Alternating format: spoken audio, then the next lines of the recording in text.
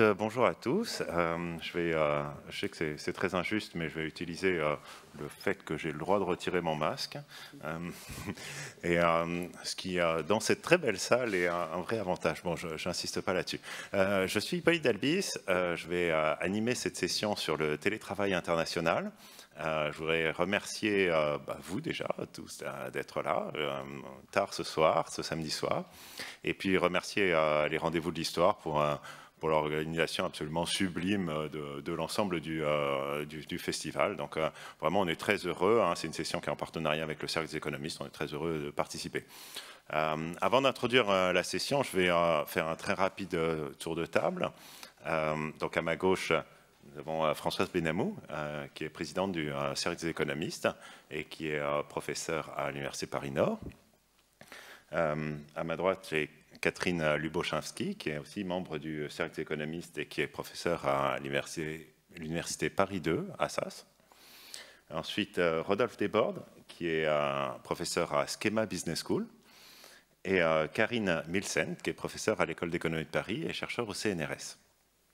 Donc, ce soir, on va parler de télétravail international. Télétravail, tout le monde sait ce que c'est. On en a tous fait, ou peut-être beaucoup entendu parler au cours de ces rencontres sur le travail. Actualité oblige. Mais là, on a une petite différence, c'est que c'est un télétravail international, c'est-à-dire un télétravail qui est réalisé dans un pays qui n'est pas celui de votre employeur. Donc, petite anecdote, moi, chaque année, je donne par exemple un cours en Chine en juillet. Et évidemment, en 2020, il y avait la pandémie, donc je ne suis pas allé à Pékin donner mon cours. Et puis en 2021, ils m'ont recontacté, ils m'ont dit, si, vous pouvez le faire, mais vous allez le faire à distance. C'est-à-dire, je l'ai fait à Paris, etc., chez moi. Tout ça a été très, très bien organisé. J'avais tous mes étudiants à Pékin et j'ai fait le cours. Voilà. Donc là, typiquement, on était sur un télétravail international. J'ai été recruté à distance.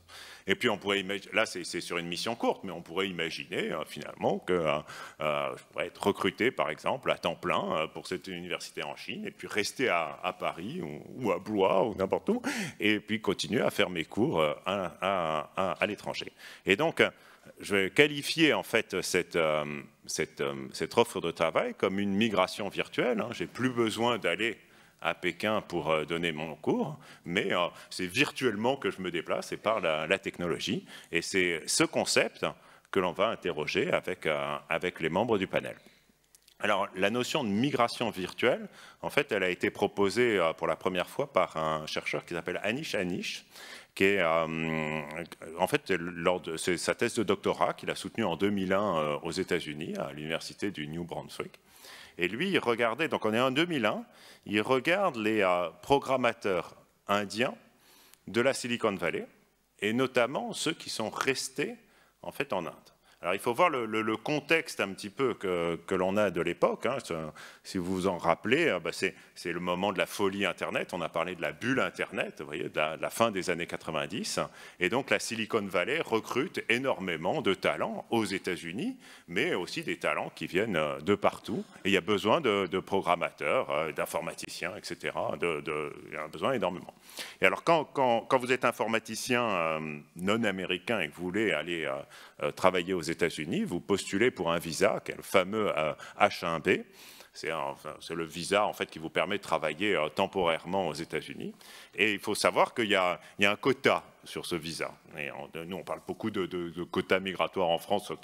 Il n'y a aucune réalité derrière. Mais là-bas, il y a une vraie réalité. Dans les années 90, il y a à peu près 65 000 visas chaque année qui sont donnés. Et du fait de la demande de la Silicon Valley pour les programmateurs, et pour les programmateurs indiens notamment, et aux programmateurs du monde entier, eh bien, très vite, on atteint les quotas. Et donc, il y a toute une discussion à la fin des années 90 de se dire, mais il faut absolument augmenter le quota. Et il y a des gens qui sont pour, des gens qui sont contre, toute l'histoire de la migration. Puis en 2000, pour l'année 2000, ils décident de relever le quota, quasiment le doubler, le mettre à 115 000. 115 000 visas, il y aura 115 000 visas pour la Silicon Valley, pour les H1B cette année-là. En mars, le quota est déjà absorbé. On est dans un moment où finalement la politique migratoire empêche, notamment aux États-Unis, empêche la venue des talents et la venue des gens qui sont demandés par les industries locales. Et donc, face à cette contrainte, qui est une contrainte finalement légale, qui est une contrainte migratoire, va se développer un recrutement qui se fait à l'étranger. Donc on va recruter, typiquement ces entreprises vont recruter les Indiens, mais les Indiens vont rester chez eux en Inde. Alors, évidemment, c'est moins pratique, un petit peu comme un télétravail. Vous voyez, il y a des tas d'inconvénients. C'est possible, mais c'est moins pratique. Mais par derrière, et c'est bien ce que nous dit Anish, etc., dans sa thèse, finalement, les entreprises se sont aperçues qu'elles y trouvaient leur compte. Vous voyez, parce que faire une demande de visa pour faire venir quelqu'un, etc., c'est compliqué. Arriver, s'assurer qu'il ait un logement, qu'il ait une école pour ses enfants, etc., c'est compliqué. C'est compliqué. Quand je dis c'est compliqué, par derrière, je dis c'est coûteux. Et c'est très coûteux pour ces entreprises. Et donc, on s'est petit à petit mis dans l'idée qu'on pouvait y arriver, et cette chose-là s'est développée. Alors après, je parle de 2000, là. Après, il y a un développement technologique qui continue, qui perdure. Rappelez-vous que, sûrement vous en rappelez, mais que Facebook n'existe même pas à l'époque. Hein. Facebook est créé en 2004, vous voyez. Et donc, il y a toute une nouvelle économie qui est l'économie des plateformes. Et avec cette économie des plateformes, des Uber, etc., et des Amazon, vont se développer de nouveaux métiers, de nouveaux besoins, et ce sont ceux qu'on a appelés typiquement les travailleurs du clic. Des gens qui, sur les plateformes, sur Internet, font des multiples petites tâches, des petites tâches de traduction, des petites tâches de labellisation, etc., etc., et qui sont tous des personnes recrutées par les plateformes, mais en freelance. Donc ça veut dire que concrètement, en fait, ils n'ont jamais rencontré physiquement quelqu'un, mais ils ont été recrutés à distance. Peut-être il y a eu un entretien d'embauche, mais via un Zoom, comme on dirait maintenant. Ben, Zoom n'existait pas à l'époque, mais il y a un entretien. Mais et donc ils ont un contrat en fait extrêmement précaire. On parle tout le temps, vous voyez, des chauffeurs Uber, etc., ceux qu'on voit. Mais il y a tous ceux qu'on ne voit pas. Voilà. Et ceux-là, potentiellement, sont aussi sans droit, bien sûr, etc., et sont à l'étranger. Vous savez, avant la pandémie, le pays en Europe où il y a le plus de travailleurs du clip, vous savez ce que c'était? C'est l'Ukraine, étonnamment. Hein. On estimait, avant la pandémie, que 3% des gens qui travaillaient en Ukraine travaillaient comme ça, sur ces petits jobs, évidemment, sans sécurité sociale, sans être bien payés, etc. Voilà, donc c'est développé ça. Et puis après, donc, ça, on arrive du très récent et on l'a tous vécu. Il y a eu la pandémie, le confinement et ce choc de télétravail, c'est-à-dire les gens ont été obligés de télétravailler. C'est-à-dire qu'on avait les moyens, mais cette fois-ci, les gens les ont utilisés et les gens, d'une certaine manière, se sont aperçus que c'était possible. Pour donner un petit ordre de grandeur, il y a un économiste américain qui, en 2000, a fait une étude très exhaustive de tous les métiers, de toutes les tâches qui sont faites dans l'économie américaine. Il a pris la liste et il a regardé toutes celles qui pouvaient être faites entièrement à la maison, où on n'avait pas besoin du tout de venir physiquement. Et il atteint une proportion de la population active qui est égale à 37%. C'est absolument considérable. 37% des gens n'auraient pas besoin de venir physiquement travailler. Alors, évidemment, c'est certains secteurs, c'est les secteurs, la finance, des assurances, des technologies, de l'enseignement, etc. Et puis, il y a d'autres secteurs, bon, la restauration, ça, on est obligé. Mais c'est très, très dépendant des secteurs, donc c'est très dépendant des géographies, mais la quantité de gens que ça représente est considérable. Et si on parle en termes de masse salariale, c'est-à-dire les revenus de ces gens dans l'ensemble des revenus totaux, on a abouti à 46%. C'est presque la moitié, en fait, de la masse salariale américaine qui pourrait être complètement localisée à la maison et donc potentiellement, vous voyez où je veux en venir, localisée je veux dire, à l'étranger. La même étude a été répliquée par la Commission européenne pour voir un petit peu ce qui se passait de ce côté-là de l'Atlantique. Pour la France, on aboutit à 39%. 39% potentiellement des emplois, des tâches pourraient être faits entièrement à la maison. Il faut voir qu'avant la pandémie, des gens qui régulièrement vont faire du télétravail, c'était à peu près 14%. D'accord? Donc de 14 à 39, vous avez une marge. Je ne dis pas que tout le monde va se mettre à télétravailler, hein. Il y a des soucis avec le télétravail, on les connaît, ça a été beaucoup discuté, mais certains vont potentiellement passer au télétravail et d'autres vont passer à un télétravail international. Un petit point, qu'est-ce que c'est que la migration de la main-d'œuvre? Pourquoi il y a de la migration de la main-d'œuvre? Les entreprises recrutent à l'étranger, typiquement parce qu'elles ne trouvent pas sur place des compétences locales. Aujourd'hui, avec la numérisation et avec les nouvelles habitudes qu'ont créées le confinement et le télétravail, le marché, en fait, s'est ouvert. Et pour les entreprises, si vous n'avez pas les compétences locales, vous avez tout à fait les possibilités de recruter à l'étranger des télétravailleurs étrangers. Et je pense que ça va arriver. Dans quelle proportion, je ne peux pas le dire, mais je pense que ça va arriver. Et ça va avoir des conséquences qui sont considérables.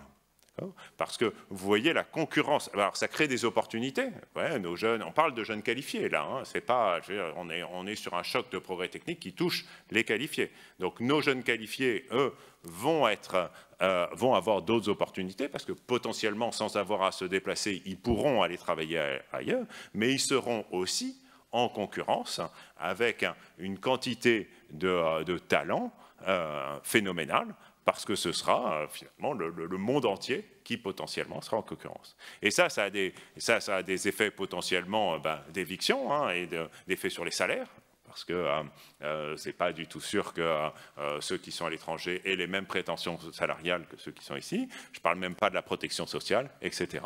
D'accord ? Et donc, ça fait plus de 100 ans qu'on vit avec cette idée fausse comme quoi la migration est quelque chose de terrible. La migration nous prend nos emplois, etc. Ce n'est pas vrai. Donc on avait peur pour de mauvaises raisons de la migration. Eh bien, on va voir ce que c'est que la non-migration, c'est-à-dire ces migrations virtuelles, parce que les gens ne vont plus venir, hein, mais ils vont quand même prendre... Mais du coup, là, ils vont prendre les emplois, ils vont faire une concurrence sur les salaires, et je pense que cette nouvelle forme, en fait, de mondialisation, qui passera par une migration virtuelle du travail, si elle advient, eh bien, est potentiellement source de bouleversements beaucoup plus importants. Donc voilà, voilà un petit peu pour l'introduction du propos. Donc ce qu'on a décidé ici sur ce panel, c'est d'intervenir sur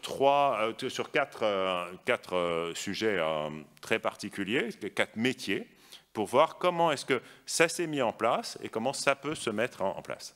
Alors, je ne sais pas très bien comment on fait pour les questions. Vous n'hésitez pas, hein, on n'est pas nombreux, c'est très sympathique. Donc, vous intervenez si vous avez des questions, voilà, quand vous voulez. Alors, je vais commencer avec Catherine Luboszinski, qui va nous parler de finance et de finance internationale, qui est un métier qui est mondialisé et pour lequel il y a des progrès technologiques depuis très longtemps, parce qu'on fait des transactions sur tous les marchés depuis les années 90. Et voilà, Catherine, je te laisse la parole pour nous parler de ce métier spécifique et de ces migrations dans ce métier. Merci, Hippolyte. Bonsoir à tous. Voilà, j'ai branché mon micro. Oui, alors, voilà, mon intervention, c'est finance. Enfin, je me suis posé la question, finance et travail à distance, qui est un concept un petit peu plus large que télétravail, parce que télétravail, on a un peu tendance à considérer que c'est travail à partir de la maison, alors qu'on peut on peut travailler à une certaine production sans être proche de la production qu'on réalise. Donc c'est un concept un petit peu plus large. Alors l'industrie financière, je pense que c'est un secteur effectivement privilégié pour le travail à distance. Pourquoi? Alors 2 points. Hein. Pourquoi? Parce que l'industrie financière va rassembler un ensemble de caractéristiques qui sont propices à ce travail à distance. Et du coup, le passage du travail à distance au télétravail pendant la crise c'est fait de façon très simple, de façon très évidente, sans poser de problèmes énormes, mais que par contre les nouvelles révolutions technologiques vont poser d'autres problèmes puisqu'on va avoir ce qu'on appelle la finance décentralisée, mais ce sera pour la fin. Alors on va commencer par le premier point, quelles sont donc ces caractéristiques qui font que la finance va être un secteur privilégié pour le travail à distance. Eh bien, alors, premier point, la finance, c'est une industrie de services, mais vous me direz, il y a beaucoup d'autres industries de services, sauf que la finance, c'est une industrie de services dématérialisée. Alors, dématérialisée, pour que vous compreniez bien le concept, par exemple, en France, les titres, les actions, les obligations sont dématérialisés depuis 1981. Il n'est plus possible d'avoir un bout de papier représentant ces actions ou ces obligations, donc les emprunts russes deviennent effectivement, les vieux, deviennent des raretés. Donc maintenant, les titres sont simplement inscrits dans ce qu'on appelle un registre centralisé, qui est en fait un registre numérique, détenu par des dépositaires centraux. On sait qui détient quel titre, quelle entreprise a émis quel titre. C'est tout numérique, et donc vous voyez déjà depuis le début des années 80. De la même façon, si vous voulez un autre exemple, à partir de 1987, plus personne ne crie à la bourse de Paris. C'est la disparition de la cotation à la criée qui nous semble maintenant complètement archaïque. Toutes les cotations et les transactions de titres sont électroniques, se font de façon électronique. Donc, qu'est-ce que ça veut dire? Ça veut dire depuis un ordinateur qui peut être situé n'importe où. Pas automatiquement dans ce qu'on appelle une salle de marché d'une banque. Ça peut être situé chez le trader, enfin chez l'intervenant. Ça peut être partout. Donc on voit déjà que cette dématérialisation est propice au travail à distance. Deuxième caractéristique, c'est, comme le soulignait Hippolyte, c'est une industrie qui est internationale, avec des marchés qui fonctionnent 24 heures sur 24. Alors, là, l'exemple le plus saisissant, sans doute, c'est le marché d'échange. Et quand j'en parle à mes étudiants, je leur pose toujours la première question que je leur pose. Je leur dis, alors, il est où ce marché d'échange? Il est où?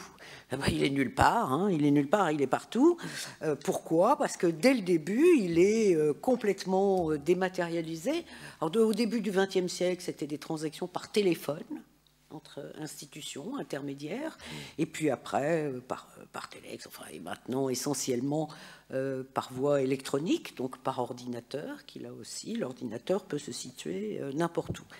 Alors, c'est pas neutre, parce que le marché d'échange, c'est quand même, avec les dernières statistiques disponibles, à peu près 6,6 trillions de dollars tous les jours. Donc, c'est un paquet de transactions. Ah oui, c'est pas négligeable. Et alors, ce qui est intéressant, c'est qu'évidemment, l'essentiel de ces transactions, presque 6 trilliards, s'effectue contre dollar. Puis c'est toujours deux monnaies qui s'échangent. Et il y en a toujours une des deux dans presque 6 trilliards de transactions, qui est le dollar. Et pourtant, si on regarde où sont initiées ces transactions, parce qu'il y a bien quelqu'un derrière un ordinateur, eh bien, ces transactions sont essentiellement initiées à partir de Londres et non pas à partir des États-Unis. Donc on voit là qu'il peut y avoir des spécialisations entre places financières qui sont un peu déconnectées du service qui est procuré. Pareil, je pourrais aussi mentionner les marchés dérivés dont les volumes échangés sont bien supérieurs aux marchés au comptant classiques. Ce sont des marchés qui sont très risqués et donc les portefeuilles qui sont créés par les institutions financières de ces produits dérivés sont depuis l'origine gérés, les gros portefeuilles, gérés 24 heures sur 24. Alors, qu'est-ce que ça veut dire? Dès l'avènement des ordinateurs personnels, vous aviez les responsables de ces portefeuilles qui avaient des ordinateurs installés chez eux et qui suivaient avant d'aller au lit, avant de se réveiller le matin, enfin que sais-je. Ils avaient des ordinateurs chez eux. Et ça, c'est, on va dire, les années 90. Les années 90, ça c'est sûr. Et puis les très très gros portefeuilles qui là vraiment devaient être gérés en permanence, eh bien ils se déplaçaient dans le monde. Ils étaient tantôt gérés aux États-Unis, puis quand tout le monde allait se coucher aux États-Unis, c'était transféré mince, je ne sais plus qu'il y a dans l'Europe et l'Asie, ou l'Asie et l'Europe? J'ai un trou, bon, c'est pas grave. Oui, voilà, c'est ça, tu as raison. Bon, alors, plus sérieusement, la troisième caractéristique qui fait que la finance donc, va être... enfin, on peut mettre en place facilement le travail à distance, c'est que c'est une industrie qui est très quantitative. Très quantitative, même l'activité bancaire classique de distribution de crédit, il faut pouvoir analyser beaucoup de chiffres pour voir si, par exemple, l'entreprise est fiable. Il faut pouvoir analyser le portefeuille de crédit de la banque et voir quel est son risque de défaut pour faire des provisions en cas de faillite, de non-remboursement des crédits. Donc, il y a beaucoup d'analyses de données, comme dans l'assurance d'ailleurs, hein, puisque c'est de la mutualisation des risques. Donc, dès le départ, on voit ce besoin de calcul qui est très important. Pareil, quand on fait de la gestion de portefeuille, en fait, c'est simplement des procédés d'optimisation sous contrainte. Hein, et donc, là aussi, beaucoup de calculs. Beaucoup de calculs de prix, beaucoup de prévisions. Cette année, on a été meilleur que ceux qui ont fait des prévisions météo, mais bon, parfois on est moins bon, mais on calcule avec des ordinateurs très puissants.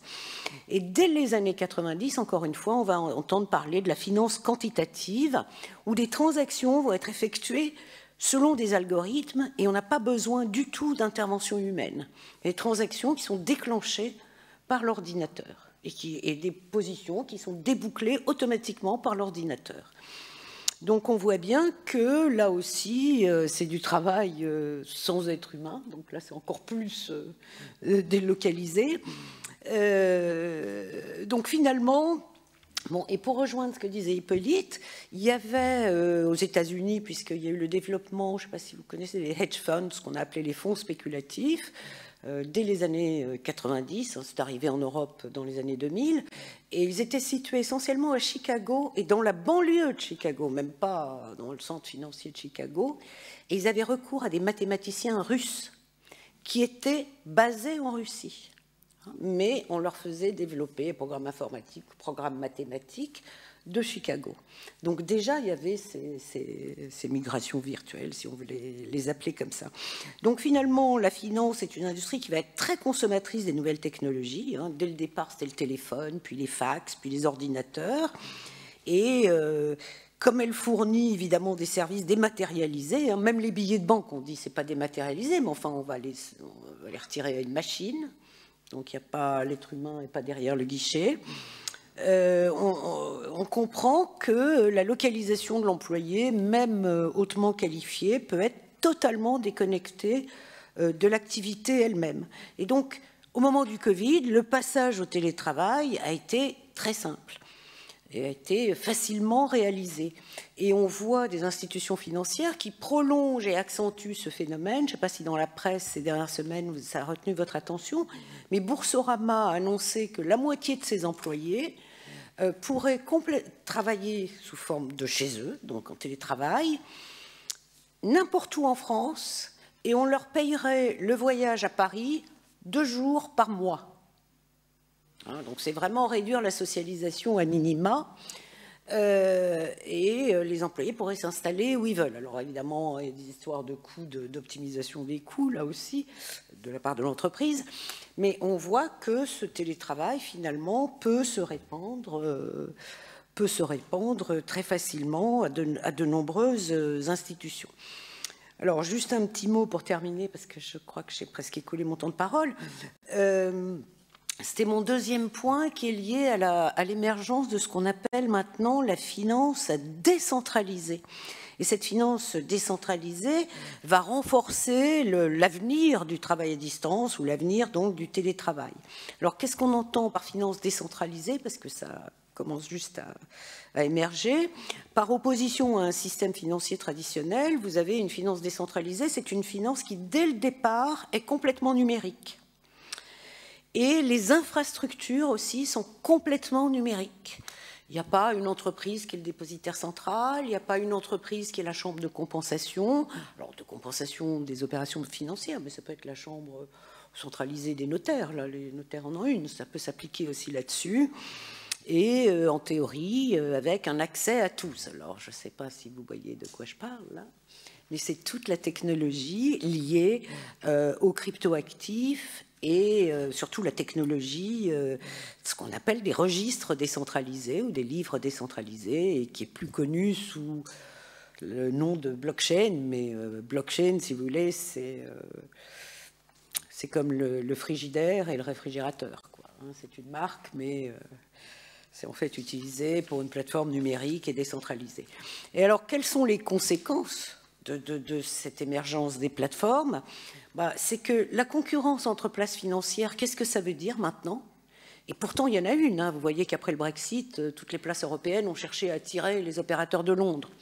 Donc, on ne comprend pas bien. Est-ce qu'il ne faut pas repenser cette concurrence entre places financières? Que vont devenir les banques, qui sont des intermédiaires classiques centralisés, alors que les services de paiement, de prêt, de placement sont offerts par des fintech, des big tech, donc complètement éclatés. Alors on voit que les banques réagissent en rachetant des plateformes ou en coopérant avec ces plateformes, en mettant en place des nouvelles méthodes de contact avec la clientèle, même si on va beaucoup moins à la banque. Enfin, je sais pas, moi ça fait très longtemps que je ne suis pas allée à ma banque. Éventuellement je téléphone, ou j'envoie un mail, ou je fais un truc de chez moi, mais voilà, donc chargé de clientèle, voilà.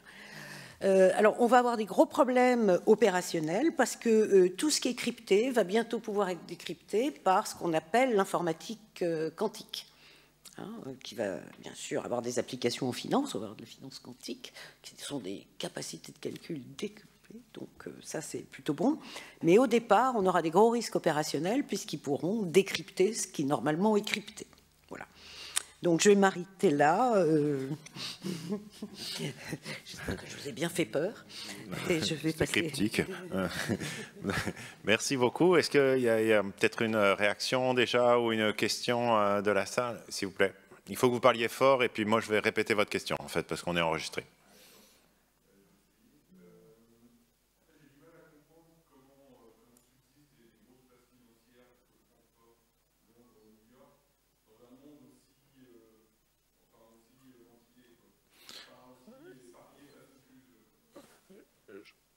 Donc, si je répète la question, c'est qu'à la fois, il y a une concentration des talents, des gens sur des places. Ils sont tous à Londres, typiquement, ou à Francfort. Et pourtant, il y a cette possibilité, À New York, un peu. ou à New York, Hong Kong.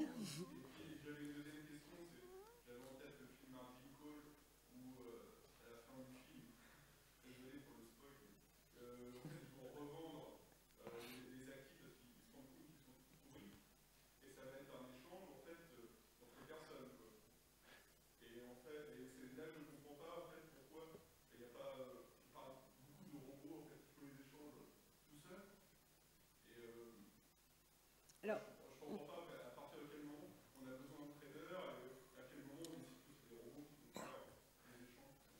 et donc, là encore, je résume. Donc, vous parlez d'un film, mais je n'ai pas retenu lequel c'était. Voilà, tout le monde le connaît, sauf moi. Et donc, manifestement, dans ce film, il y a des robots qui font le boulot. Et monsieur... Ah non, c'était même pas ça. non, pas toujours facile de faire le... Je vais peut-être commencer à répondre à votre deuxième question, qui est peut-être plus simple, même si elle paraît un peu compliquée. Alors, il y a la réalisation de la transaction, l'achat et la vente d'un titre, mais in fine, il y a bien quelqu'un qui les détient. Donc, par exemple, quand vous achetez une part de SICAV, vous êtes un épargnant, vous allez dire que vous achetez cette part de SICAV, et le gérant de la SICAV, lui, il va passer les transactions de façon optimisée avec ordinateur. Donc, il va pianoter sur le clavier. Donc, il y a toujours des gens qui, in fine, détiennent. Donc, évidemment, dans Margin Call, c'était au moment des subprimes, et voilà, c'était les paquets de viande hachée un peu avariés qu'on essayait de se refiler comme la patate chaude. Donc, c'est autre chose, c'est une autre histoire. Mais il faut bien comprendre qu'il y a la réalisation de la transaction, j'achète et je vends, et puis après, il y a les épargnants ou les emprunteurs, il y a des institutions physiques. Mais c'est comment se réalise la transaction. Alors maintenant, pour les places financières, pourquoi vous avez encore des places financières? Parce que, je dirais, il y a ce qu'on appelle en économie des économies externes positives. D'abord, il vous faut des infrastructures très importantes. quand on vous fait des câbles, quand on vous tire des câbles sous l'Atlantique pour faire du trading haute fréquence, bon, ben, on va en tirer un qui va faire New York-Londres, hein, on ne va pas en tirer 100 000. Donc on a besoin d'infrastructures très importantes. À l'époque, on a construit la salle des marchés à la BNP. Donc elle a dû être mise en place en 87, un an près peut-être, non, 87, 88. Et il y avait, sur l'étage, quand on faisait visiter, on dit attention, il y a 300 km de câbles sous une salle. Hein, ça paraissait fou, quoi. Donc, du fait de ces besoins d'infrastructure, on ne peut pas avoir des places financières partout. Et puis, il y a des économies externes. C'est-à-dire que quand même, c'était un peu ce que j'aurais dit si j'avais repris la parole après, c'est-à-dire que comme la finance est créative, quand on doit être créatif, quand on doit penser à des choses, rien ne remplacera les réunions de visu. Et ça, je le vois d'expérience.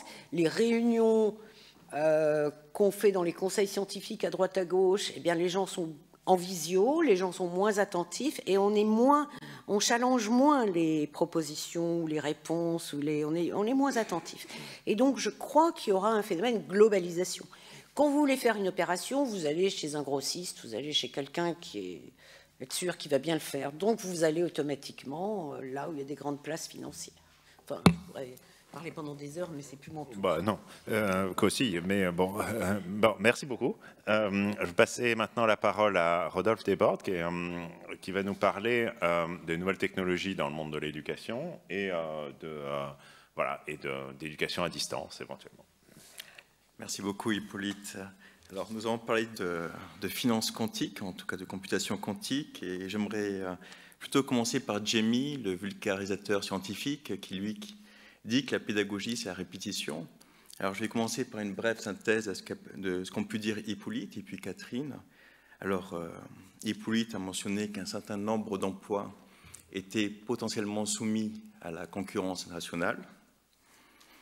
Il a également, Catherine a mentionné que ces emplois avaient des caractéristiques spécifiques. Catherine a également mis en avant la puissance de calcul maintenant des ordinateurs, le risque pour la socialisation des gens, et finalement, Catherine a parlé des économies d'agglomération. Le fait qu'être ensemble, à proximité, peut avoir des retombées positives. Et en fait, Hippolyte a parlé d'une étude aux États-Unis. Environ 39% des emplois seraient exposés à la concurrence internationale. Pour la France, les économistes Philippe Rocrin et Pierre-Noël Giraud ont plutôt pensé que c'était environ un quart de ces emplois. Alors, quels sont ces emplois? Encore une fois, ce sont des emplois avec des tâches bien définies, facilement codifiables, parfois routiniers, mais surtout ne nécessitant pas une proximité physique. Alors, ce qui est intéressant également, c'est que la moitié de ces emplois, potentiellement délocalisables, sont le secteur manufacturier. Évidemment, on repart un petit peu sur le grand débat en France des délocalisations manufacturières, mais également, ce qui est vraiment intéressant, c'est que la moitié de ces emplois est dans le secteur des services. Pourquoi c'est intéressant? On en a parlé plein de fois, mais rappelons-nous, il n'y a pas très longtemps, on pensait que les services étaient dans les secteurs protégés. Je me rappelle d'un livre de Joseph Stiglitz, prix Nobel, qui disait « Arrêtez avec la mondialisation, en fait, nos activités sont protégées ». Mais évidemment, comme l'a pu le mentionner Hippolyte ou Catherine, beaucoup de ces emplois, maintenant, sont accessibles. Pourquoi? Tout simplement grâce à Internet, grâce aux nouvelles technologies, l'information et de la communication. Si vous préférez, le coût de communication, le coût de coordination à distance a profondément chuté. Ainsi, maintenant, il est facile de recruter soit quelqu'un en finance, soit quelqu'un pour programmer, soit quelqu'un, évidemment, vous le savez, pour agir dans des call centers. Ou, comme nous en parlerons, sans doute des médecins aussi. Et bien évidemment, là, on retrouve la migration virtuelle, c'est-à-dire un travailleur à l'étranger participant à l'activité économique en France. Alors, j'ai mis en avant le terme potentiellement délocalisable. Pourquoi potentiellement? Parce que même si nous en parlons, même si dans certains secteurs ça a plus lieu que dans d'autres secteurs, néanmoins ça reste une part infime. Si on regarde le pourcentage des importations dans le secteur manufacturier, c'est environ 50%, par exemple le secteur automobile. Dans le secteur des services, c'est environ 5%. Vous voyez, 10 fois moins, et parfois c'est 20 fois moins. Par ailleurs, souvent on en parle, et Hippolyte a mentionné peut-être le risque que ça peut avoir pour l'activité. Néanmoins, Hippolyte a également mis en avant que c'était à deux voies, c'est-à-dire on peut très bien importer en quelque sorte des travailleurs, on peut également en exporter. Par ailleurs, lorsqu'on regarde les études, on se rend compte, encore une fois, c'est plus compliqué qu'on ne le pense, c'est-à-dire que souvent, quand une entreprise fait recours à des travailleurs étrangers, ça lui permet d'être plus forte, plus stable dans son pays d'origine, de faire des gains de productivité et de recruter plus. Ce ne sont pas les mêmes personnes, ce sont des emplois très qualifiés, mais néanmoins, ça ne veut pas dire que l'emploi est menacé, c'est-à-dire que la structure de l'emploi dans le pays d'origine change. C'est important de le mettre en avant et je me dois de le faire en tant qu'économiste international. Alors ensuite, ce que je vous ai exposé, et ça c'était ma synthèse, maintenant je vais essayer un peu d'avancer dans le débat, c'est un peu le paradigme actuel. Hippolyte, encore une fois, faisait référence à Alan Blinder, c'est lui qui a lancé cela, également en 2007 avec ce calcul d'emploi. Mais maintenant, vous le savez, on a un peu dépassé Internet, on est à l'ère de la robotique et de l'intelligence artificielle, de le deep learning. Alors, très souvent, en fait, on ne pense plus aux migrations virtuelles, on pense plutôt aux robots dotés de l'intelligence artificielle qui vont prendre nos métiers. Mais en fait, on peut avoir une vision différente, on peut avoir une vision lancée par Richard Baldwin, un économiste international, de globotique. Globotique, c'est un mot un peu barbare, c'est une espèce de synthèse entre la globalisation, la mondialisation et la robotique. L'idée est simple. Vous allez par exemple dans une maison de retraite en France et vous pourriez voir un robot très agile qui communiquerait avec une personne âgée et ce robot serait manipulé à distance, par exemple, par un homme philippin qui s'exprimerait dans un parfait français avec une voix féminine, peut-être pour assurer, grâce à l'aide de l'intelligence artificielle qui ferait la traduction instantanée. Nous savons déjà, certains services sont capables de faire cela. Alors, ça peut sembler un tout petit peu spéculatif, ce que je dis. Néanmoins, on en voit les frémissements, le coût des robots baisse. Vous le savez, l'intelligence artificielle fait des bons en avant grâce à l'auto-apprentissage, ce qu'on appelle le deep learning. Et évidemment, il y a un besoin de plus en plus de travailleurs, virtuels ou pas, robots ou pas, dans nos sociétés qui vieillissent. Ensuite, pour finir, et pour revenir à un thème que Hippolyte a mis en avant, le secteur de l'éducation, pour moi, le secteur de l'éducation et pour mes collègues, ça prend deux formes, l'enseignement et la recherche. Je mentionnerai la recherche et puis l'enseignement. Pour la recherche, on a parlé, rappelez-vous, des économies d'agglomération pour les places financières. Monsieur demandait pourquoi à Francfort les gens sont encore ensemble, et pourquoi à Londres, et pourquoi à New York, et pourquoi à Hong Kong. On pense que c'est parce que quand on fait des métiers très hautement qualifiés, des tâches très peu routinières, il faut communiquer les uns avec les autres d'une manière quasiment instantanée. Il faut également qu'il y ait un élément de sérendipité, c'est-à-dire discuter avec les autres et avoir une super idée. Mais en fait, lorsqu'on regarde les travaux, la réalité est beaucoup plus nuancée. Par exemple, en recherche, il est vrai que le premier contact, la première approche doit se faire physiquement. C'est-à-dire qu'il faut établir un lien de confiance, il faut apprendre à se connaître. Mais par la suite, très souvent, quand les personnes se séparent ou repartent dans leur pays, souvent ils arrivent à travailler d'une manière très fructueuse, sans aucun souci et sans aucune dégradation de leurs efforts de recherche. Dans mon cas et dans le cas de mes collègues, nous avons des co-auteurs partout dans le monde. D'une manière moins anecdotique, lorsqu'on regarde le pourcentage des collaborations scientifiques aux États-Unis, ces collaborations, maintenant, à hauteur de 40%, sont internationales. C'est-à-dire un chercheur américain collabore dans 40% des cas avec un chercheur étranger. Enfin, nous avons mentionné l'enseignement, et nous pouvons penser à un professeur, par exemple comme Hippolyte, qui enseigne à distance, qui enseigne à des élèves chinois, et à Schema Business School, nous le faisons depuis très longtemps, car nous avons des campus partout à l'étranger. Nous avons des campus aux États-Unis, au Brésil, en Afrique du Sud, en Chine, et 3 en France. Nous pratiquons l'enseignement par visio depuis quasiment toujours. Ce que nous constatons, c'est que c'est un mode que l'étudiant ressent comme dégradé. Et cette dégradation, ce sentiment de dégradation, est encore plus puissant après la Covid-19. C'est-à-dire que maintenant, pour les étudiants, qui d'ailleurs payent une somme non négligeable pour intégrer Schema Business School, considèrent que c'est leur droit et que c'est un luxe de l'enseignement supérieur, en fin de compte, d'avoir un professeur, ce qu'on dit maintenant, en présentiel. Vous voyez donc qu'on voit à la fois une évolution vers plus de migration virtuelle, mais très possible dans certains domaines précis. En fin de compte, on sera contre l'immigration virtuelle, on sera plutôt pour le présentiel qui sera vu comme le luxe de demain. Merci beaucoup. Merci beaucoup. Est-ce qu'il y a une réaction peut-être, monsieur, s'il vous plaît?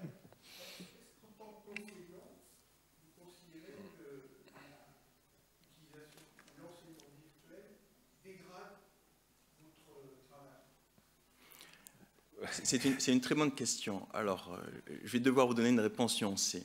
À la fois, l'enseignement virtuel peut être perçu comme dégradant pour l'élève parce qu'il a l'impression qu'on fait en fin de compte un enseignement de masse, puisqu'après tout, il peut y avoir 200, 800, 1000 dans la salle. Ensuite, il est vrai également que l'enseignement virtuel permet à certains étudiants de plus facilement s'exprimer et plus facile, en fin de compte, de poser une question à travers une chat-room, à travers tout simplement prendre la parole sur Internet, en sent moins la pression, en fin de compte, que je peux ressentir ici, aujourd'hui, par exemple, de m'exprimer devant tant de personnes. Ensuite, également, ça permet parfois, tout simplement pour certains étudiants, par exemple, je suis à Paris, qui sont à Sofia, et bien de pouvoir communiquer avec moi très facilement à travers justement Teams, Zoom. Donc, en fin de compte, c'est une balance à trouver. Les étudiants ne sont pas forcément pour le tout présentiel, parce que même leur mentalité a évolué, surtout après la Covid-19. Donc, ils acceptent et parfois aiment avoir ce côté virtuel.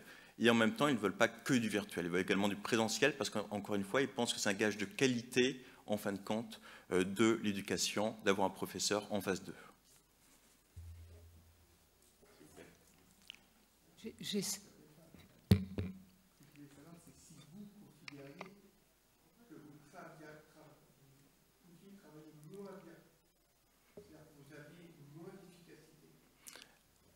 Alors, tout à fait, je ne vous ai pas donné, je dirais, la réponse corporate, c'est ce que je vis au jour le jour, c'est-à-dire que j'ai une partie de mes étudiants en virtuel, et également je me déplace sur tous les campus de Schema pour faire l'enseignement en présentiel. Donc je m'assure de voir les étudiants de deux manières, en virtuel, en présentiel, afin de garder ce lien et afin de garder cet élément de qualité de l'enseignement. Nous essayons de doubler les choses, en fait. Nous ne doublons pas, non, non, non. Vous avez raison, monsieur. C'est un peu la mode. On oblige les enseignants à enseigner certaines choses.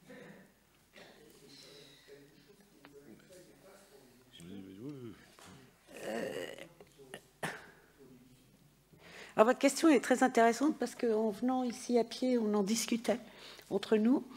Et j'avais fait la remarque qu'il commençait à y avoir des études qui montraient que c'était moins efficace l'enseignement à distance que l'enseignement en présentiel. Et tout simplement parce que quand vous avez un petit groupe en face de vous et que avec le masque c'est un peu plus compliqué, mais sans le masque, vous voyez très bien s'ils font la grimace, ils comprennent pas, ils suivent pas, ils sont moins attentifs. Et donc vous voyez tout ça en face.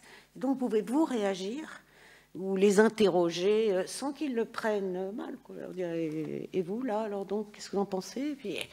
Et donc les faire participer beaucoup plus.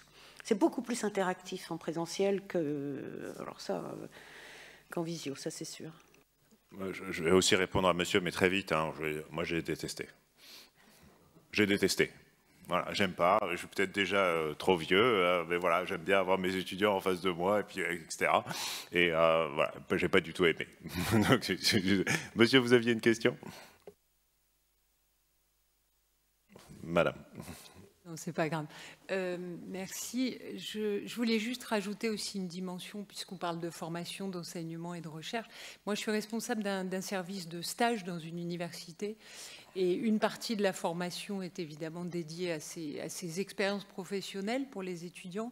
Et je trouve que le télétravail, alors pour moi, il était transnational parce que j'ai beaucoup d'étudiants étrangers.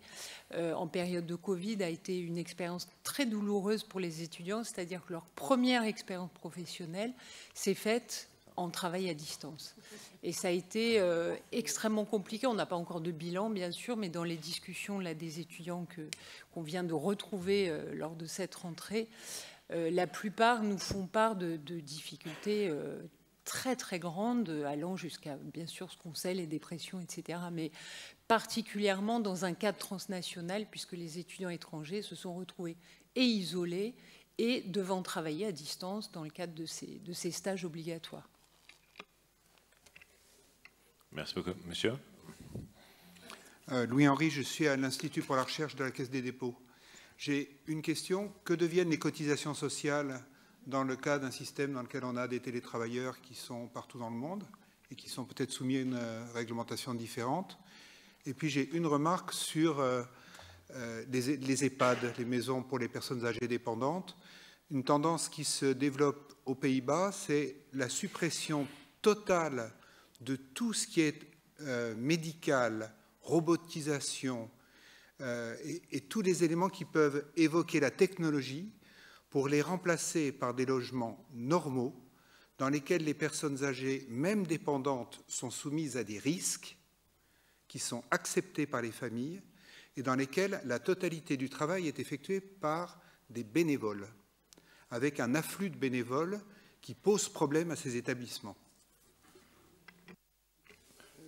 Oui, merci beaucoup. On va parler de santé dans 5 minutes. Donc on garde votre question et puis on répond. Et puis sur les cotisations sociales, ça dépend où est le contrat de travail. C'est clair que si un contrat de travail indien, c'est pas les mêmes cotisations sociales, quoi. Ça, je pense que c'était clair. Ouais. Chez eux, quoi, avec leur contrat de travail, etc. Quoi. Voilà. On va parler des soins dans 5 minutes.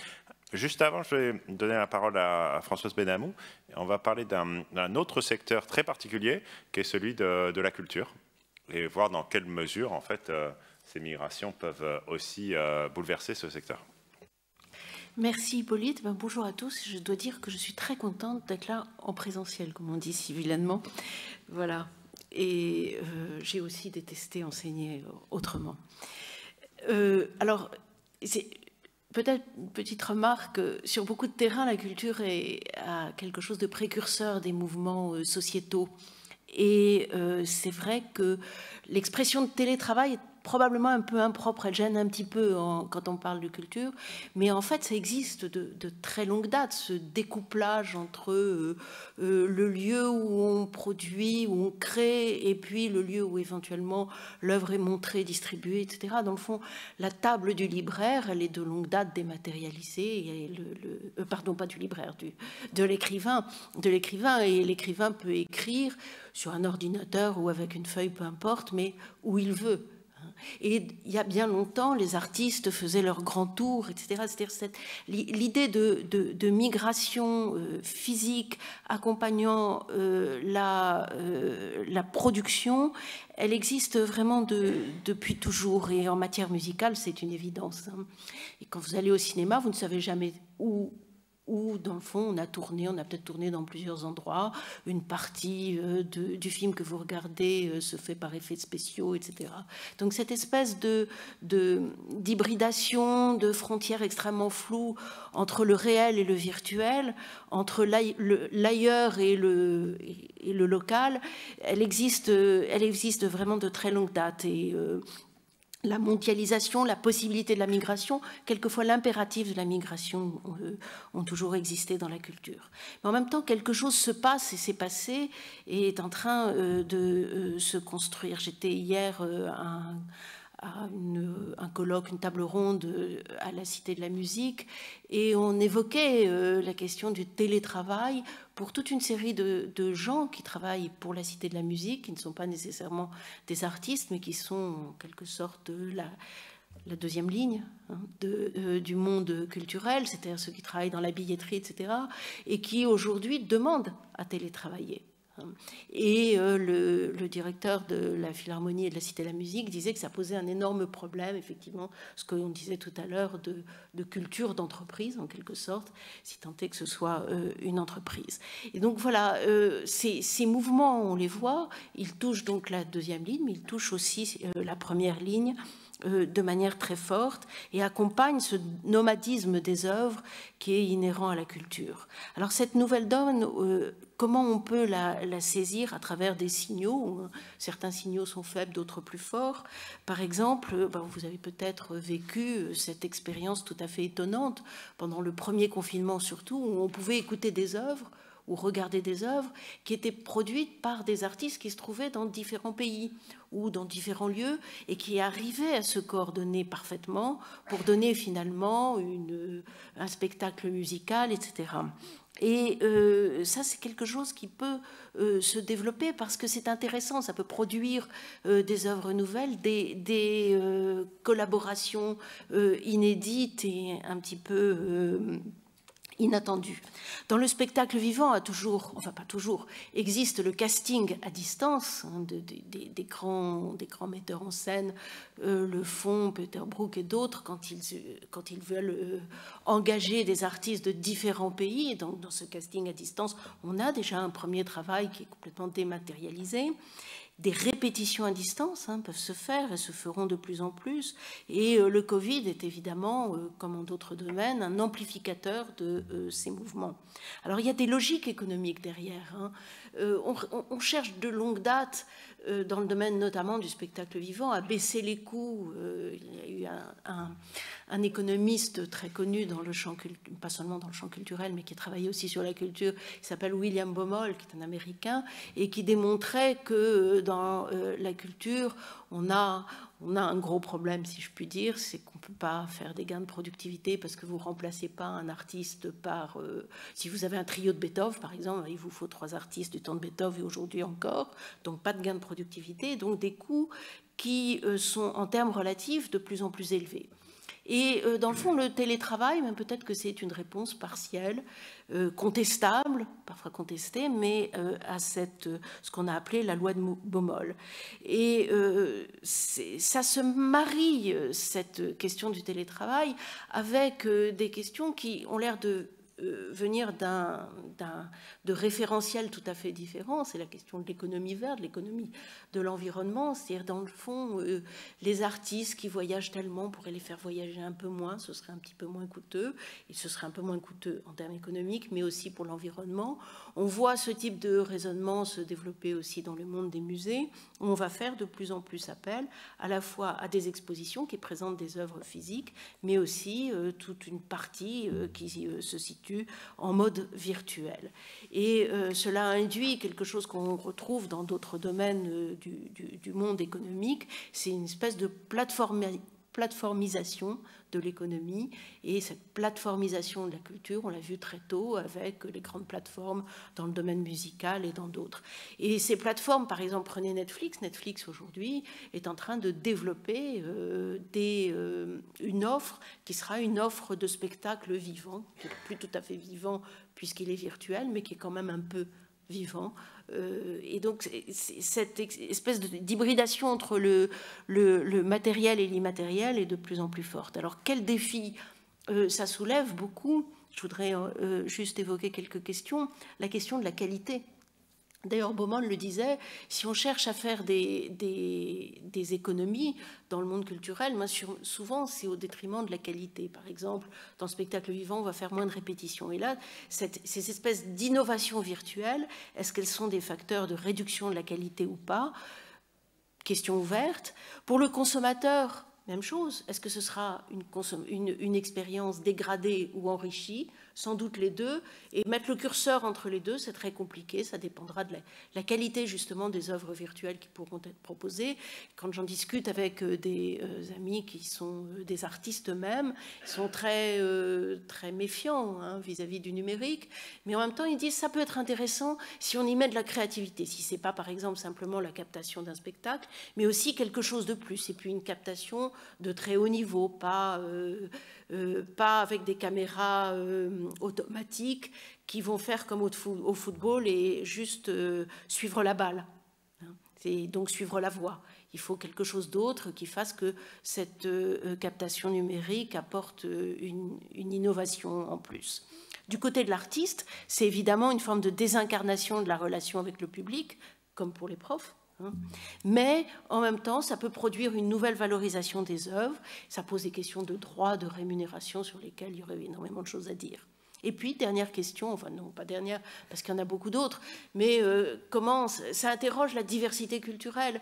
Est-ce que le fait que les artistes, les œuvres, la production artistique se promène ainsi? Est-ce que c'est un facteur d'uniformisation ou au contraire de non-uniformisation, de plus de diversité? Là aussi, la question est ouverte avec des travaux qui montrent que la mondialisation en matière culturelle produit souvent plus de diversité à l'intérieur des sociétés. Nous avons les musiques du monde, si je vais dans la gastronomie du monde, etc. Mais en même temps, moins de diversité entre les sociétés. Et donc là aussi, on a un enjeu qui est considérable. Donc enjeu économique, enfin, sur cette plateformisation avec tout ce qu'elle implique, sur la capture de la valeur par exemple, de grands géants américains. Voilà. Merci beaucoup. Question, réaction peut-être sur ces questions de la culture? Oui, monsieur? Une question qui dépasse un peu le culturel, c'est est-ce que le télétravail transnational va provoquer une baisse de l'expatriation physique, de la mobilité internationale physique? Parce que souvent on voit les personnes candidats à l'expatriation partent souvent pour des mobiles culturelles, être confrontés à une autre culture. Or là, le télétravail transnational, c'est pratiquement zéro culture. Il n'y a pas de confrontation culturelle. Clairement, je pense. Oui, oui, ça peut être une espèce de, justement, de chacun chez soi, et puis on collabore, on coopère via l'ordinateur.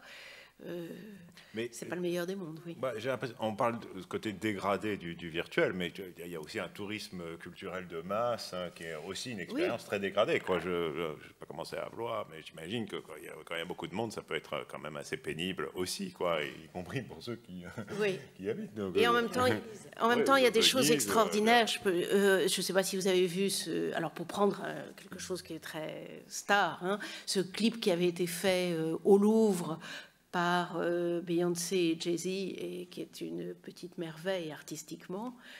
C'est pas mes artistes préférés, mais franchement, c'est extraordinaire, avec de la danse, etc. Et qui a permis à peu près à 200 millions de personnes dans le monde de visiter le Louvre, de se promener dans le Louvre et de voir un certain nombre d'œuvres du Louvre, alors des œuvres stars et puis d'autres moins connues. Et voilà, donc le virtuel permet quand même de pousser les murs de la salle quand il s'agit de spectacles vivants, et même chose pour le patrimoine ou pour les œuvres. Monsieur ?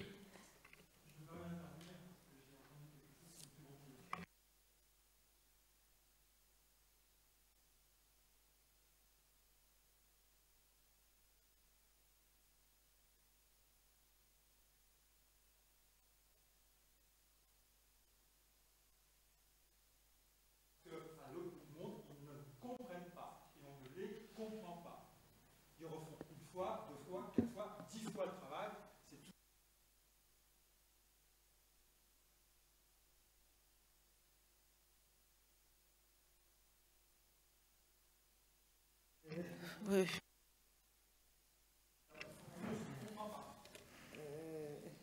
Je pense qu'il y avait Rodolphe qui avait un petit peu indiqué que ça peut marcher et que ça peut ne pas marcher, comme beaucoup d'activités humaines.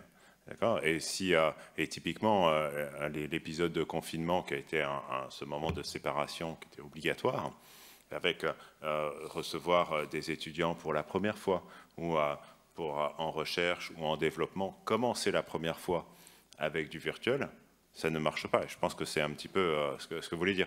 Après, il peut y avoir des moments où le process a été mis en place et qu'il y a des routines qui, après, marchent.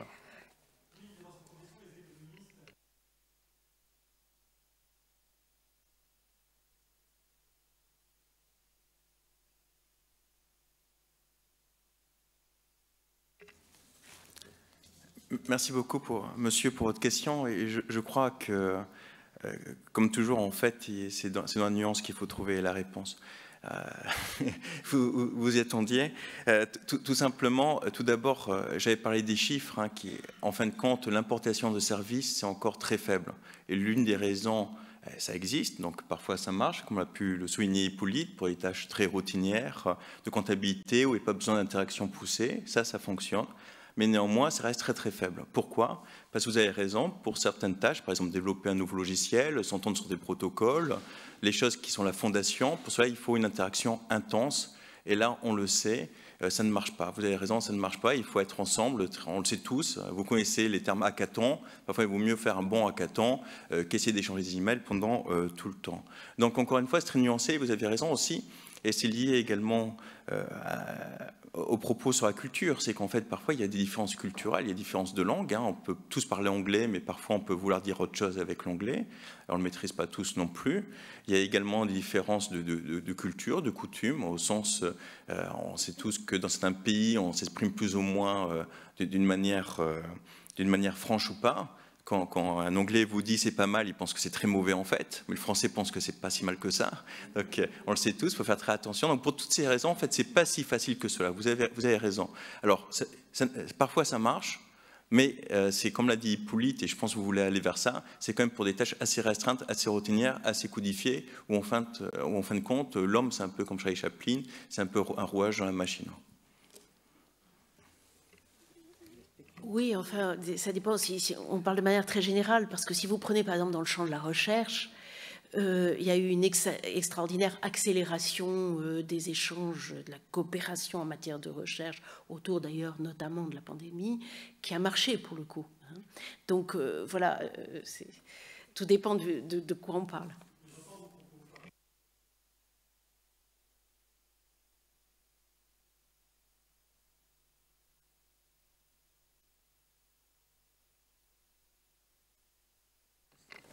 Vive les chercheurs. On va passer sur un autre thème, qui est le thème finalement de la médecine, de la santé, avec Karine Mixat. Donc, bonjour à tous, je suis ravie de vous voir. Alors, je vais aussi rebondir sur certains mots-clés qui ont été dits. D'abord, un peu de contexte. La santé à distance n'a pas démarré après le Covid.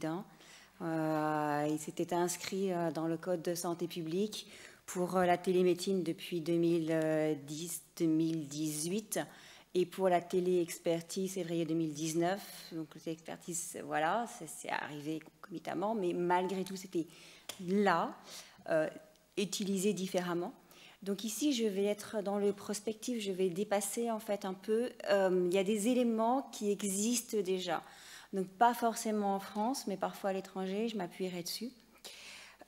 Juste pour rebondir sur des propos qui ont été, ou des mots plutôt qui ont été utilisés, les mots international. Donc on parle de santé, on peut dire, ah non, la santé c'est pas international, c'est moi avec mon médecin.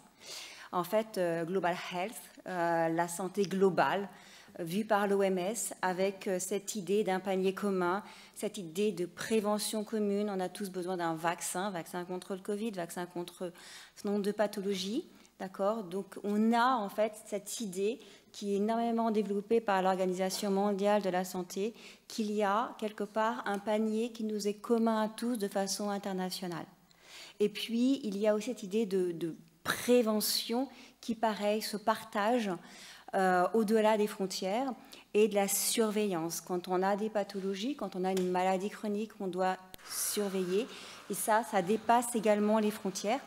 Donc évidemment, pour contredire un peu ce que je viens de dire, il y aura des aspects culturels qui vont rentrer, il y aura des aspects environnementaux, dans le sens, l'environnement dans le sens écologique du terme, mais aussi notre environnement de vie qui vont venir jouer. L'autre terme qui a été utilisé et sur lequel je vais aussi rebondir, parce que je vais l'utiliser, c'est la santé quantitative. Quand on parle de santé, on dit que c'est qualitatif. C'est moi, je veux la qualité. Je veux avoir un rapport très fort entre le personnel soignant et puis moi, patient.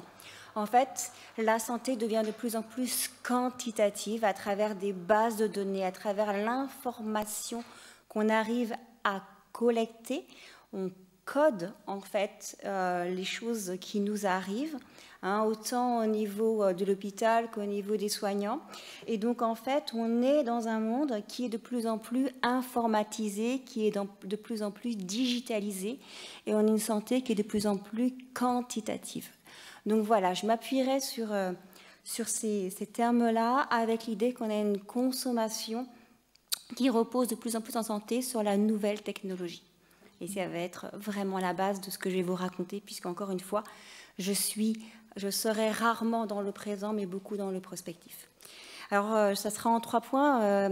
D'abord, la délocalisation de l'offre, la délocalisation de la demande, et puis tout ce qui gravite autour, qui n'est pas vraiment de la santé, on le verra, mais en fait qui viennent en appui à la santé et qui posent plein de questions, notamment des questions éthiques. D'abord, la délocalisation de l'offre médicale. Alors, comme vous le savez, le terme médical est important. Je suis vraiment sur l'offre médicale ici, pas dans le sens complet, tout l'ensemble des intervenants. Ici, ça va être... on est tous... vous avez des termes auxquels vous êtes abreuvés, déserts médicaux, la santé coûte cher, etc. En fait, comment remplir ce désert médical? Comment fournir une offre là où il n'y en a pas? Comment agrandir cette offre? On ne peut pas former un médecin comme ça. Du jour au lendemain, je ne peux pas vous dire « Ok, je vais vous apporter 6 médecins de plus ». En fait, si. La téléconsultation peut permettre en fait à des médecins qui ne sont pas forcément sur le territoire, donc qui sont transnationaux, de venir répondre. C'est en téléconsultation. Donc vous pouvez avoir un médecin qui n'est pas forcément sur le territoire. Donc si aujourd'hui, quand vous avez un médecin en face, est-ce que vous, je ne sais pas qui pratique la téléconsultation, mais posez-vous cette question. Vous avez-vous déjà demandé à votre médecin où est-ce qu'il était basé? Et je pense que non, en fait. Et vous ne vous demandez pas, et vous supposez qu'il est basé sur le territoire, mais vous n'en savez pas, vous n'en avez aucune idée. Il peut être n'importe où. Vous avez un interlocuteur qui parle correctement, qui comprend vos symptômes, et qui vous répond, et ça vous rassure. Et donc, ce médecin, il peut être absolument n'importe où, à partir du moment où on partage la même langue, et qu'il vous comprend, et que vous le comprenez, eh bien, vous êtes rassuré. Vous avez l'impression qu'il est proche de vous, même s'il est loin. Il répond à votre demande. Et donc, eh bien, on est là, on est dans ce côté où, en fait, l'offre, cette offre qualifiée, qui vient en opposition avec ce que disait Hippolyte, c'est pas en opposition dans le sens où, suivant le domaine, il y a des travailleurs qui sont non qualifiés. Les travailleurs du clic sont non qualifiés. Moi, je suis là sur des travailleurs qui sont qualifiés. Un médecin est hautement qualifié. Mais il peut être n'importe où. Parce qu'en fait, il vous répond à travers une machine. Alors, il y a aussi de l'offre à l'offre. Quand vous avez un certain nombre d'informations et que vous devez traiter cette information médicale, la personne qui peut le traiter en étant absolument n'importe où. Là, quand on est de l'offre à l'offre, la partie culturelle joue un peu moins. Et donc, en fait, l'intervenant peut être quelqu'un qui peut ne même pas partager la même langue. Il a un certain nombre, il a des analyses de biologie, et donc il peut en fait... on pourrait imaginer dans le futur, là je me place vraiment plus encore dans le futur, que cette aide à l'offre peut être encore plus décentralisée. À titre d'exemple, par exemple, en Allemagne, vous avez pour les services d'urgence des médecins d'urgence qui sont décentralisés, ils ne se déplacent pas. Qui se déplace? C'est le personnel médical, mais le médecin, lui, le médecin urgentiste, ne se déplace pas. D'accord, c'est le télé-notart et le médecin urgentiste ne se déplace pas. Aujourd'hui, il est en Allemagne, demain, je ne sais pas où il peut être. Ensuite, le dernier point sur cette délocalisation de l'offre porte sur les médecins communautaires. Vous êtes à l'étranger, vous avez besoin de conseils médicaux et puisque vous êtes à l'étranger, vous pouvez ne pas vous sentir en confiance avec l'offre qui vous est donnée. Aujourd'hui, il est totalement possible, grâce à la téléconsultation, de faire appel à un médecin qui, lui, partage la même culture que vous, la même communauté que vous. Donc, on a vraiment, en fait, on est vraiment dans une situation où est en train de se développer une offre qui dépasse l'offre des frontières. Ça ne signifie pas que c'est forcément déconnecté de votre communauté, mais ça dépasse les frontières. Évidemment, ça pose des questions de qualité des soins, de risque. Qui prend le risque médical en cas de faute quand c'est à distance?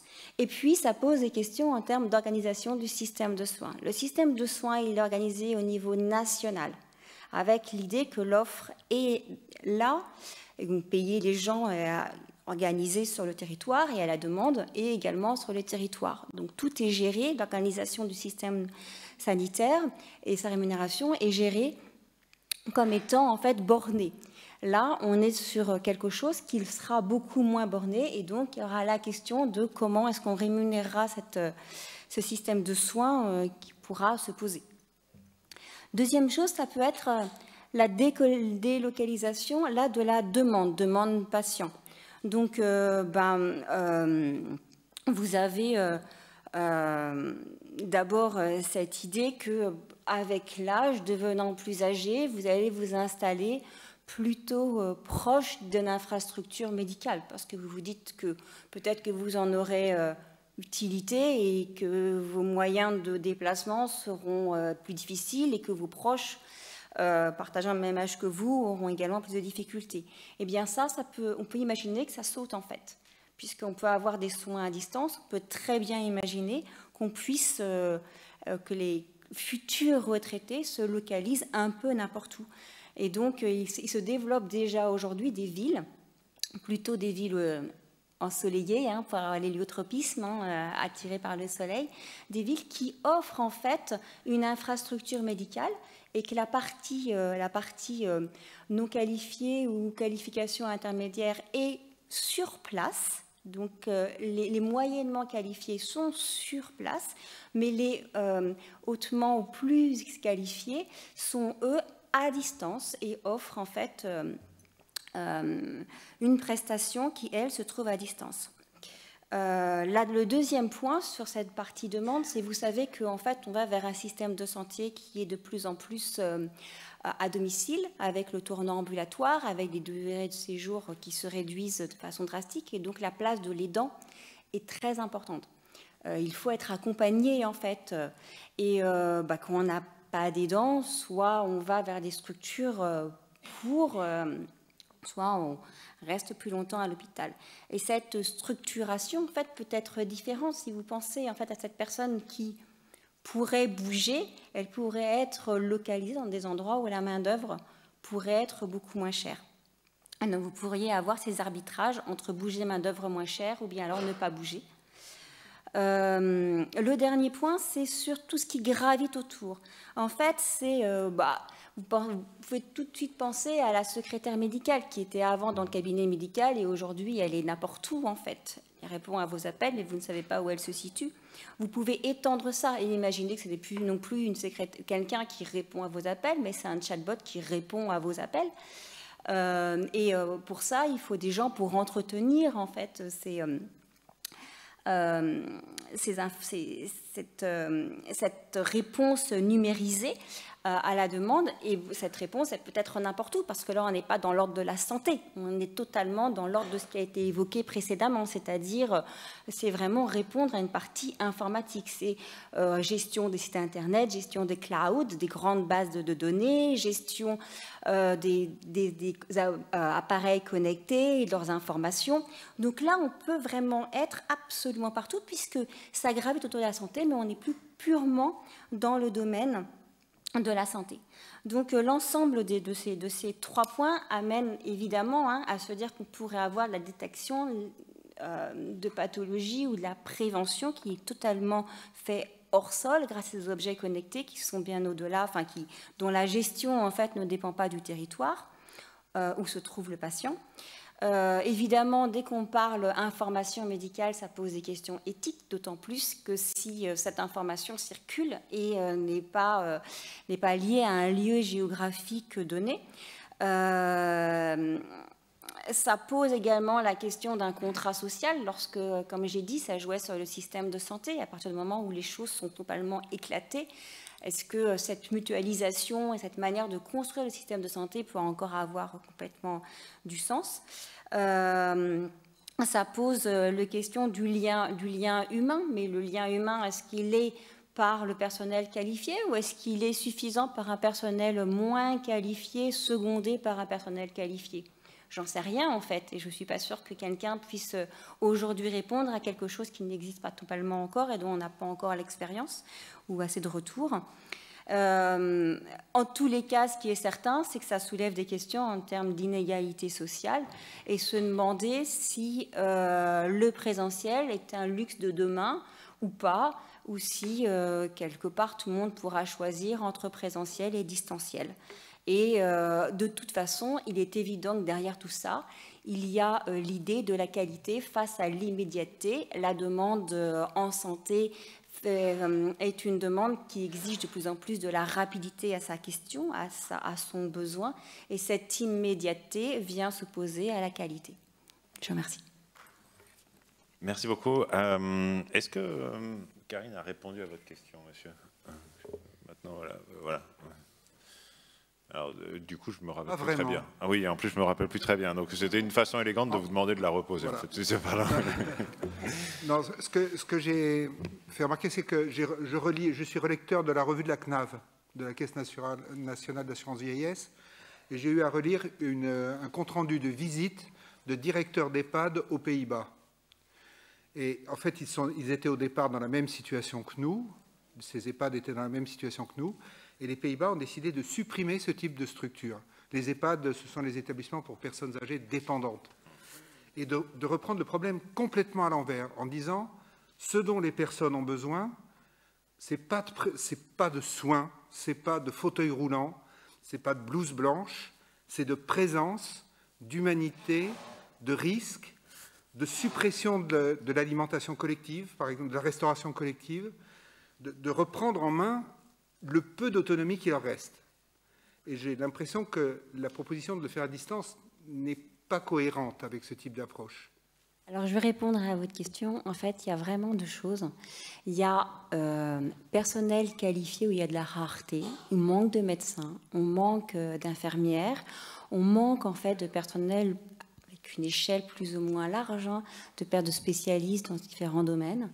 D'accord ? Et puis, il y a cette présence du personnel non médical.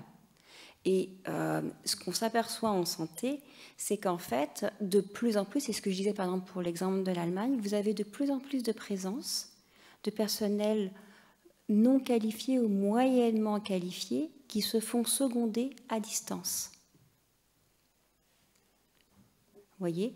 Et donc, quand on parle en fait de parties de téléactivité dans le sens à distance et pas à domicile, eh bien, on est bien sur une dichotomie ou du moins une séparation, peut-être pas jusqu'à une dichotomie, mais au moins une séparation entre tout ce qui va être peu coûteux, entre guillemets, moins coûteux en tous les cas, des travaux, un personnel qui va être peu qualifié et formé plus rapidement, versus un personnel qui demande des longues années d'études et du coup pour lequel il y a une très forte rareté.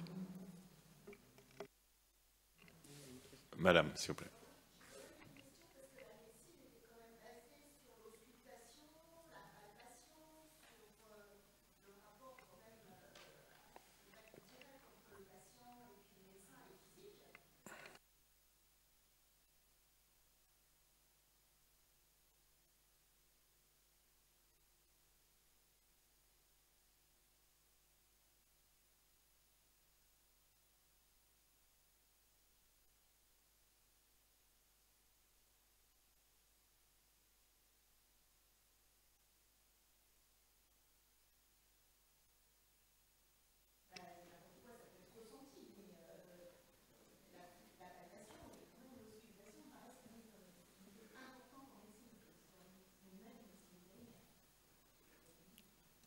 Alors, personnellement, je ne pense pas que la télémédecine peut remplacer toute activité médicale.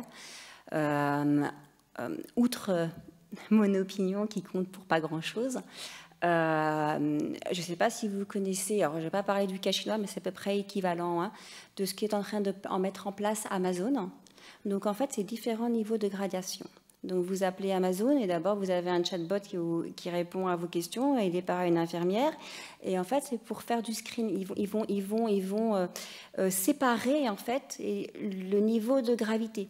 Donc quelque part, ce qui est en train de se passer, c'est que quand quelqu'un appelle, c'est déjà comme ça, par exemple, si vous allez en Angleterre et que vous avez un problème et que vous appelez, d'abord on évalue en fait le niveau de gravité avec tout ce que ça importe. Pour ça, tout à l'heure, je parlais du risque. Qui porte le risque? C'est pour ça que j'ai précisé. C'est-à-dire que d'abord, vous allez avoir un premier écrémage qui va être est-ce que c'est grave, est-ce que c'est pas grave? Et puis, en fonction de la réponse apportée par soit un algorithme, soit la personne, eh bien, vous allez être ensuite réaiguillé si c'est jugé comme grave vers des personnes plus performantes et de un en un jusqu'à avoir un médecin qui se déplace chez vous. On ne fait pas toute la chaîne définie par Amazon, hein, mais c'est exactement ça. Et donc, derrière tout ça, il y a effectivement des risques d'erreur, comme il peut y avoir des risques d'erreur médicale, mais comme on est face à une pénurie, à une rareté, alors après, on peut discuter de est-ce que cette rareté, elle est voulue ou pas voulue, etc. C'est un autre débat. Mais ce qui est clair, c'est qu'il y en a cette forme de rareté, et donc du coup, et de coût. Un médecin coûte très très cher. Donc faire passer tout le monde par un médecin, c'est très coûteux pour la collectivité. Après, me dire, si vous me répondez oui, mais c'est ce qu'on veut tous, ça c'est autre chose, c'est le contrat social qu'il y a dans la société.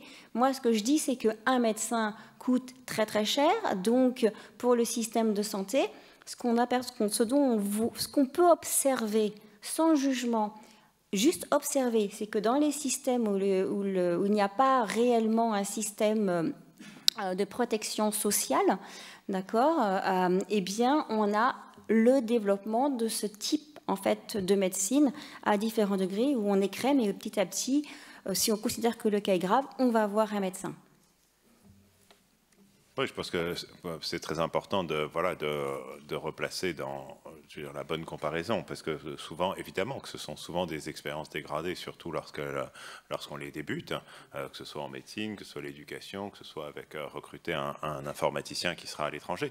Mais voilà, quelle est l'alternative? Je veux dire, pendant la pandémie, s'il n'y avait pas eu de Zoom, les étudiants n'auraient pas eu de cours du tout. Vous voyez, ça c'est très très dégradé. Ouais, je veux dire, et en l'occurrence, pour les informaticiens, à l'époque, je veux dire, la Silicon Valley ne pouvait plus en faire venir aux États-Unis.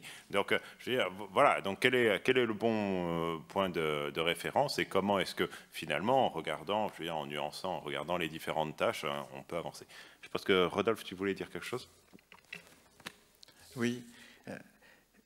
C'est intéressant ce que vous avez mentionné, madame, en fait, en termes d'auscultation, de palper les choses. Alors, je ne suis pas fils de médecin, mais fils de vétérinaire, mais en fin de compte, on palpe aussi les animaux. Et très souvent, j'ai vu mon père, en fin de compte, son stéthoscope, le poser sur le ventre, par exemple, du chien et écouter.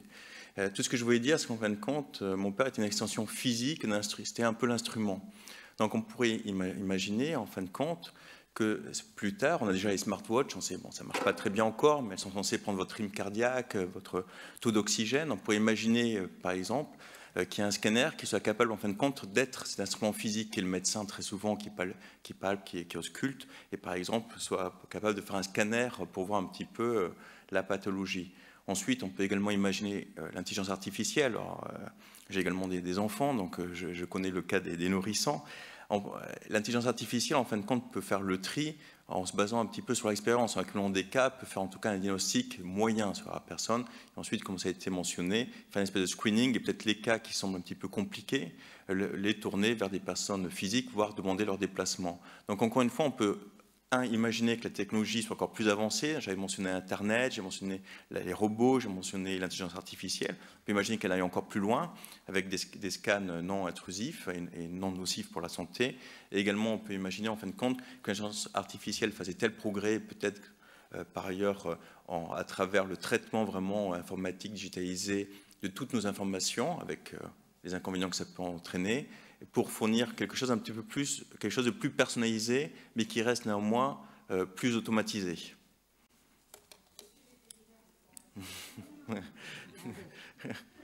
Presque la même famille.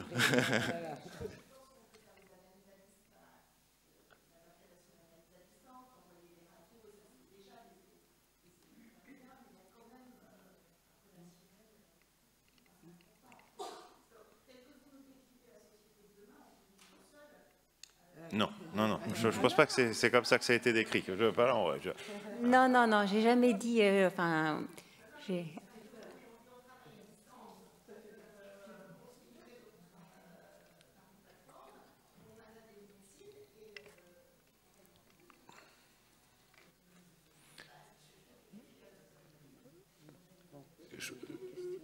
Monsieur, vous aviez. Je veux juste dire, après 1 an et demi de pandémie et puis je ne sais pas combien de confinements, de couvre-feu, personne défend l'idée qu'on est mieux tout seul sans voir personne. Ça à personne, je pense. Mais messieurs. Oui, je suis médecin généraliste et on doit apporter nos soins, mais c'est aussi prendre soin. Et prendre soin, il y a le contact avec le patient, c'est pas avec une machine. La télémédecine, en radiologie, où je travaille, ça fait 10 ans qu'il n'y a plus de radiologues et ça se passe très bien. Donc il y a des choses qui se font. En dermato, je crois qu'on fera mieux peut-être en télémédecine. En anapathe aussi, enfin bref. Mais le médecin généraliste qui coûte cher, non, c'est 25 € pour 20 minutes. Franchement, quand vous avez des polypathologies où les motifs de consultation sont entre 5 et 8 motifs de consultation par consultation, si on fait de la télémédecine, on va envoler les coûts parce qu'on aura besoin de sous-traiter le petit bouton, on va sous-traiter l'arthrose du genou, on va sous-traiter la cancéro, la consultation post-cancéro, alors qu'on fait tout ça en 20 minutes. Bon, à mon avis, on va exploser les coûts, on diminuera la qualité des soins. Les déserts médicaux, ça fait 25 ans, 35 ans, pardon, qu'on sait quand je partirai en retraite. Et former un médecin, ce n'est pas 35 ans, c'est 10 ans, 12 ans. Donc on aurait pu former des médecins généralistes notamment pour ne pas avoir ces déserts médicaux. Donc en gros, pour moi, ils sont voulus parce que c'était facilement prévisible. On connaît mon âge depuis que je me suis installé. Enfin voilà. Donc c'est prendre soin, c'est interroger le patient. Comment on va faire de la psychiatrie ou de la psychologie en télémédecine ? Ça me paraît un peu gonflé. Il y a le langage des mots, mais il y a le langage du corps, et on comprend uniquement avec le regard et la position du patient, c'est le langage non corporel, et ça on le comprend très bien en télémédecine. J'y crois pas. Voilà. J'entends parfaitement ce que vous dites. Il y a ce qui se passe en France. Il faut savoir, par exemple, qu'il y a un grand nombre de pays où la consultation, elle est de l'ordre de 100 $. C'est le prix qui est payé. Après, la personne, elle est assurée par son employeur ou pas. Exactement. On est dans un système en Europe, de façon globalisée, en bismarckien, beveridgien, nanana, mais on est dans des systèmes, en fait, qui sont des systèmes où la santé est considérée comme un bien public, et donc où le système de soins est organisé comme tel. Ça, ce n'est pas forcément partagé, ce n'est pas partagé par déjà tout le continent américain, si vous mettez certains États canadiens un peu en dehors. Mais pas tous les États canadiens. Donc... il faut bien avoir en tête que le modèle, quand vous citez le modèle français, moi ce que je vous ai présenté, c'était une médecine qui existe déjà. J'y peux rien si elle existe, c'est pas moi qui l'ai créée, mais elle existe déjà. Ce que je vous ai décrit avec Amazon existe déjà. En Chine, par exemple, ça existe déjà. C'est-à-dire que quand moi j'étais en Chine avant le Covid, pour voir mon médecin, je textais. D'accord, j'allais le voir une fois, je lui envoyais de façon non protégée sur quelque chose qui était équivalent à WhatsApp des radios, je dialoguais par messagerie. C'était absolument, quand je parle de problèmes éthiques et de systèmes de santé, ils sont là en fait, ils existent. Et donc effectivement en France, vous avez raison, seulement... on est malgré tout avec une demande qui change.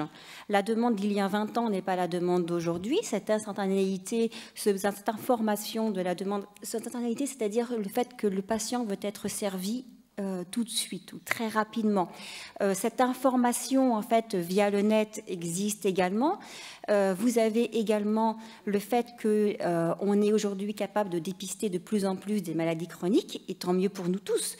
Mais on est avec une population vieillissante. Vous savez que l'espérance de vie est à peu près de 80 ans, mais l'espérance de vie en bonne santé est de 60 ans. Donc vous avez 20 ans de dégradation avec des gens qui ont des maladies chroniques qui se développent à espérer pour eux qu'ils n'avaient pas avant, qui se développent à partir de cette partie-là de la vie, donc des coûts de santé de plus en plus lourds.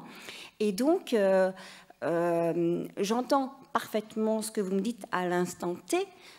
Il faut quand même prendre en compte qu'on a un vieillissement de la population et des coûts qui ne vont aller qu'en augmentant de par cette augmentation de la part des maladies chroniques. Malheureusement, le Covid vient également aggraver cette situation. Donc je ne souhaite pas, ce que je vous ai décrit n'est pas forcément le monde que je souhaitais, c'était un monde qui est possible et qui existe déjà dans d'autres pays où ils n'ont pas la chance, parce que je considère que c'est une chance, d'avoir un système qui protège autant les habitants. Merci. Madame qui était très patiente là, depuis tout à l'heure, vous aviez une question? Je vous passerai après, mais elle avait demandé avant. Donc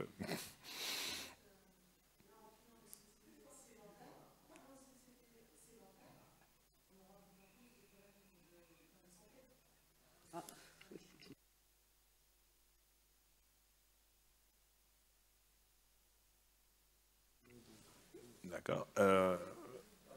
Bon.